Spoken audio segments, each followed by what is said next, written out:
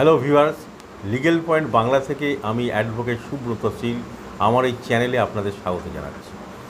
আজকে আমি আলোচনা করব যে পুলিশ কখন ওয়ারেন্ট ছাড়া এবং ম্যাজিস্ট্রেটের অর্ডার ছাড়া কোনো ব্যক্তি বা অনেক ব্যক্তিকে অ্যারেস্ট করতে পারে।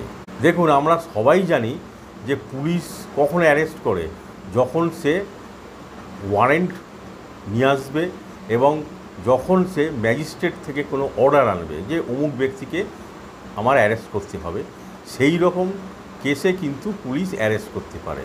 দেখুন, কিছু এমন অপরাধ আছে বা ঘটে, সেটার একটি প্ল্যানিং হচ্ছে। ধরুন, কেউ ডাকাতির উদ্দেশ্যে একটি জায়গায় জড়ো হয়েছে, সে কিন্তু এবার ডাকাতি করবে। বা ধরুন, কেউ ড্রাগ পাচার করার উদ্দেশ্যে কোনো জায়গায় সে গাড়ি থেকে বা কোনো মোটর বাইক থেকে কিন্তু সে ড্রাগ নামাচ্ছে এবং ড্রাগটা পাচার করে নিয়ে যাবে।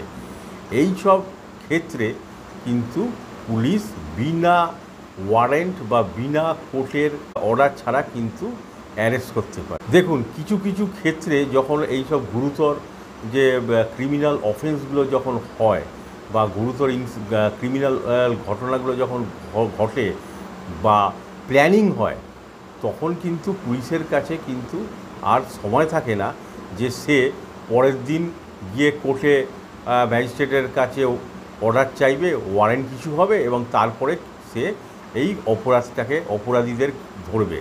এখানে আমি বলতে চাইছি যে এমন কিছু ঘটনা থাকে, গুরুতর ঘটনা হয়, যেটা কিন্তু সংগঠিত হয় বা প্ল্যানিং আগে থেকেই হয়ে আছে যে এটা অমুক দিন আমরা এই অপরাধটা করব, এবং সেটা যদি পুলিশের কাছে যদি তার ইনফর্মার মাধ্যমে যদি এই ঘটনাগুলোর কথা পুলিশ জানতে পারে, তখন কিন্তু পুলিশ আর এই ম্যাজিস্ট্রেটের অর্ডার বা ওয়ারেন্টের জন্য কিন্তু অপেক্ষা করে না।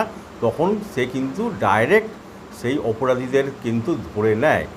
এবং এইটা সিআরপিসির সেকশন 151-এ এই পাওয়ার কিন্তু পুলিশকে দেওয়া আছে। এবার আলোচনা করা যাক যে সেকশন 151 অফ সিআরপিসিতে কি লেখা আছে এবং কি দেওয়া আছে।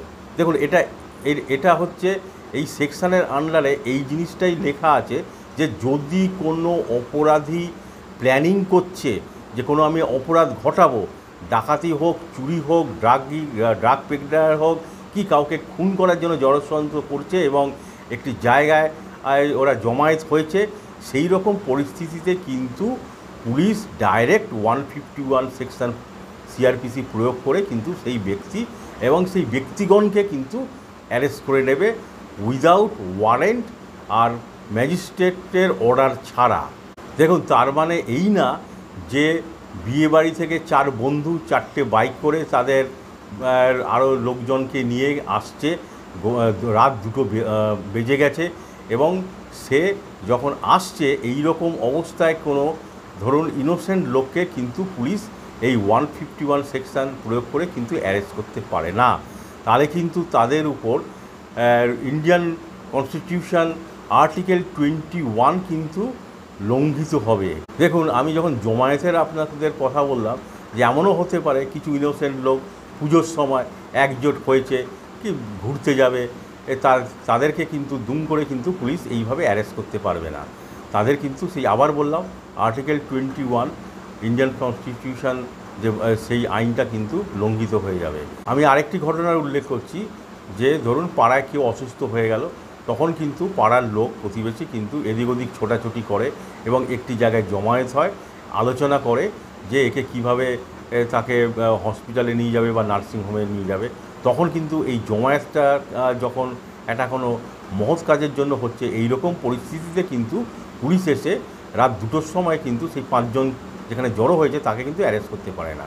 দেখুন, আমি যে আলোচনা করলাম যে পুলিশ কখন অ্যারেস্ট করতে পারে এবং কখন অ্যারেস্ট করতে পারে না, দুটোই কিন্তু বিপরীত ব্যাপার। আপনারা সবাই জানেন যে পুলিশের যে ইনফরমেশান যেগুলো পায় তাদের নিজস্ব যে সোর্স বা ইনফর্মার আছে তাদের মাধ্যমেই কিন্তু পেয়ে থাকে এবং এই ইনফর্মার কিন্তু চতুর্দিকে তার যেই পুলিশের যে জুরিডিকশান আছে সেখানে কিন্তু ছড়িয়ে থাকে। যেমন ধরুন পাড়ার কোনো মোড়ে চায়ের দোকান, সেখানেও কিন্তু পুলিশের ইনফরমার থাকে সিক্রেটভাবে। এবং ধরুন কোনো একটি দোকান আছে, খুব জমজমাট দোকান কোনো একটি মোড়ের মাথায়, সেখানেও কিন্তু কোনো পুলিশের কিন্তু ইনফরমার থাকে সিক্রেটভাবে। সে কিন্তু চারদিকে কিন্তু এইসব নজরদারি রাখে কোথায় এরকম কগনিজেবল অফেন্স বা গুরুতর যে ক্রিমিনাল অফেন্সগুলো সংগঠিত হচ্ছে বা সংগঠিত হওয়ার প্ল্যান করছে এবং হতে পারে।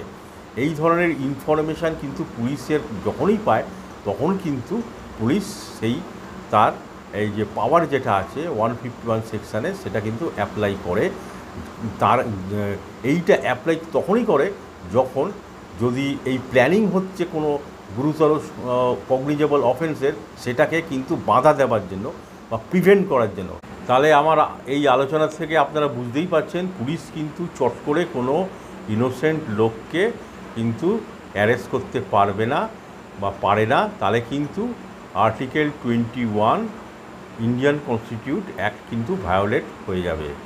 এবার আপনাদের বলি আর্টিকেল 21 ভারতীয় সংবিধান বা ইন্ডিয়ান কনস্টিটিউশন কি বলেছে। এখানে এইটাই বলা আছে যে রাষ্ট্র দ্বারা প্রত্যেক নাগরিকের জীবন এবং তার স্বাধীনতা কিন্তু বজায় থাকবে।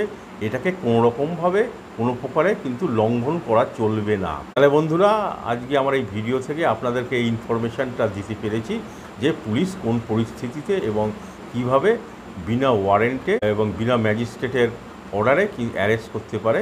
তাহলে আজকের ভিডিওটা আমি এখানেই শেষ করছি। নমস্কার।